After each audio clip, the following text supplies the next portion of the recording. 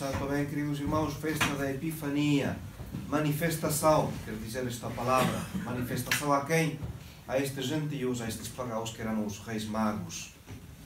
Apenas é São Mateus que fala dos reis magos, 12 versículos é que falam destes três personagens tão misteriosas que representam, segundo os pais da Igreja, a raça humana. Também os seus presentes, diz os pais da Igreja, têm um significado simbólico, significado também da fé que apresentaram junto com as prendas.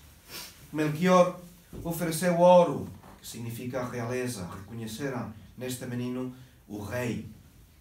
Pois Gaspar ofereceu o incenso em reconhecimento da divindade, e o incenso se oferece a Deus. E pois Baltasar fez um tributo de mirra, usada normalmente para embalsamar corpos, símbolo então do sofrimento que anunciavam as dores da paixão. Então vemos nestes três presentes como Jesus é reconhecido como rei, como Deus e também como profeta. A tradição, acolhida por São João Crisóstomo, diz que São Tomás os encontrou, estes três reis, chamados reis, os encontrou na cidade de Sabá, e que lá foram batizados, foram também consagrados obispos, e lá também, no ano 70, morreram mártires, martirizados. Depositados os três no mesmo sarcófago, que foi conduzido a Constantinopla por Santa Helena, e mais tarde, no século XII, na cidade de Colónia, onde hoje descansam estes restos, estas relíquias, junto com as coroas que levaram durante a sua existência. O que é que chama a atenção neste relato, neste episódio da adoração dos magos? Eu diria o mais assombroso é a simplicidade com que eles, gente acostumada, eu diria a grandeza, vem um menino a choramingar e reconhece nele o Messias, o Deus esperado. É isso para mim o mais admirável neste episódio. A estrela sim, criada por Deus para este instante, mas a disposição interior em que estes homens, que se calhar estavam a esperar uma pompa, uma solenidade que não encontraram, não foi obstáculo para que eles, no seu interior, souberam, inspirados certamente pela graça, que esse menino era o Redentor tão esperado pela humanidade. E, diz o Evangelho, prostraram-se não só ajoelhar, o corpo todo no chão para manifestar a sua adoração a este menino Jesus. Adoração. Esta tem de ser sempre a nossa primeira disposição quando estamos a falar com Deus. Nas nossas orações, quando estamos a comungar, receber o Senhor no nosso coração, é sempre a adoração. Começamos por aí. Primeira disposição, primeiro movimento do nosso interior. A adoração é um ato da virtude da religião. E a virtude da religião é uma virtude anexa. Depende da virtude de justiça. Isto é justo da parte do homem dar um culto a Deus. É justo da parte do homem. Uma questão de justiça. O homem tem de reconhecer a sua dependência com respeito a Deus. Tem de reconhecer a soberania de Deus por acima de toda a criatura. E isto manifesta-se através da adoração. Toda a criação adora a Deus. Toda a criação.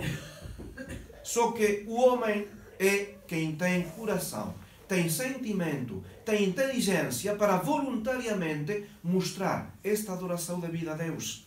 O resto da criação ostenta simplesmente as leis que Deus tem posto no seu interior. Desta maneira estão a louvar Deus. Nós o fazemos com o nosso coração, com a nossa vontade, com a nossa inteligência. A quem adoramos? Adoramos a seu Deus. E aqui entra a crítica cansativa dos protestantes, que dizem que não observamos o primeiro mandamento, porque na Escritura está escrito: não adorareis deuses estrangeiros nem ídolos. E dizem os católicos, não se importa nada com esta proibição. Ao lado de Deus tem Nossa Senhora e tem os santos. Os católicos nunca disserão que temos de adorar Nossa Senhora é que temos de adorar os santos? De facto, há duas palavras. Há duas palavras. Latria é para Deus. Latria é adoração. Dulia é para o resto das criaturas, e neste caso os santos, Nossa Senhora em particular, é veneração, homenagem, reverência. Não tem nada a ver com adoração. Então, não há como confundir o culto prestado a Deus com o culto prestado aos santos. Em Deus reconhecemos o nosso Criador, o nosso soberano, o Senhor do Universo. Nos santos o que reconhecemos? A ação de Deus no seu interior. Simplesmente a ação da graça.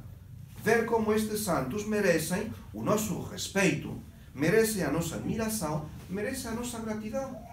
Simplesmente porque trabalharam, tiveram as mesmas misérias que nós, tiveram as mesmas lutas, os mesmos combates, as mesmas tentações, e mostram-nos a maneira de fazer, de trabalhar para alcançar a Deus. Para alcançar a Deus. Conformaram a sua vida perfeitamente com o nosso Senhor. E não só isso, estão agora no céu. E agora que estão no céu, intercedem por nós sem cessar. Como dizia São Jerônimo, se aqui na terra os santos em vida rezavam e trabalhavam tanto por nós, quanto mais não o farão no céu diante de Deus. A frase de Santa Teresinha, do Menino Jesus, era: ia passar o céu na terra, isto é, intercedendo pelas pessoas. Então, latria é para Deus, dulia, veneração, homenagem para o resto dos santos. Para Maria, hiperdulia, sim, hiper, como hipermercado, hiper. Uma veneração particular por ser a Mãe de Deus, porque todas as generações vão chamar bem-aventurada. Está na Escritura também. Então, como dizer, os católicos não têm problema nenhum em afirmar que Deus não precisa dos santos. Deus não precisa dos santos. Deus não precisa de Nossa Senhora. Nunca precisou. A sua vontade foi fazer as coisas através de Nossa Senhora, sim, mas Deus não precisa. Diante de Deus, Nossa Senhora é uma simples criatura desnecessária. Então, como dizer, não podemos seguir aí a má fé dos protestantes que atacam os católicos sem razão. Porque, como dizer, da parte dos protestantes, só a Escritura, sim. Só a Escritura. Muito bem. Mas de que Escritura estamos falando? Estamos a falar de uma Escritura que Lutero mutilou, estrupiou, porque tirou dela tudo o que não gostava ou não convinha como os seus caprichos. E uma vez com esta Escritura já totalmente deformada, dizem: só a Escritura. Sim, muito bem, mas falemos da verdadeira Escritura. E depois, o princípio que guia os protestantes qual é? Simplesmente, a interpretação da Escritura está submetida inteiramente ao leitor. É que a autoridade máxima do exame bíblico. E ainda por cima, inspirado pelo Espírito Santo. Então, há tantos doutores como leitores. É um princípio de anarquia. E a anarquia nunca produz ordem. Nunca há ordem vem da anarquia. Isto é um princípio anárquico. Se cada um interpreta, então deixemos os pais da Igreja interpretar segundo o sentido cristão. Deixemos a Igreja interpretar segundo um critério que procede de doutores, de gente sábia, de gente santa, que simplesmente viu no conteúdo dessa Escritura o sentido que Deus também queria acrescentar. Seguindo a lógica dos protestantes, o demónio também estava inspirado do Espírito Santo. Porque no momento das tentações, o demónio dizia a Nosso Senhor: está escrito, como dizem os protestantes, está escrito, sim. Sim, então, o demónio também foi inspirado pelo Espírito Santo, mas que vemos que Nosso Senhor, precisamente, mostra como é possível adulterar a palavra de Deus, dando-lhe uma interpretação completamente equivocada. E Nosso Senhor corrige simplesmente o demónio. Adoração. Já sabemos que adoração não é a mesma coisa que veneração. Adoramos a Deus, veneramos aos santos. Esta adoração e esta veneração também aos santos precisa da nossa parte actos corpóreos, porque estamos feitos de uma dupla natureza. uma intelectual e uma sensível. Então, tanto a nossa alma como o nosso corpo tem de adorar a Deus, tem de manifestar esta dupla adoração a Deus. A mais importante é a interior. O que Deus quer é o interior. Deus quer realmente a sinceridade com que nós nos aproximamos de Deus. O resto é secundário, mas é importante. É importante. Porque ajuda o nosso interior a ficar com mais devoção diante de Deus. Por que é que quando entramos na igreja fazemos o sinal da cruz com água benta? Por que é que fazemos uma genuflexão diante do Senhor sacramentado? Por que é que na igreja viemos no domingo melhor vestidos? Por que é que não olhamos para trás na igreja? Por que é que temos a postura correta, sem cruzar as pernas, sem falar no interior da igreja? É questão de reverência a Deus Nosso Senhor. Uma questão de reverência, de respeito, que manifesta a adoração interior. São gestos que têm de ir acompanhados precisamente do movimento interior. Mas é importante, então, mesmo sabendo que são coisas secundárias, vigiar, cuidar. Tinha lido uma vez, da parte de um padre, um sacerdote, que é falta venial, celebrar a missa sem fazer a barba.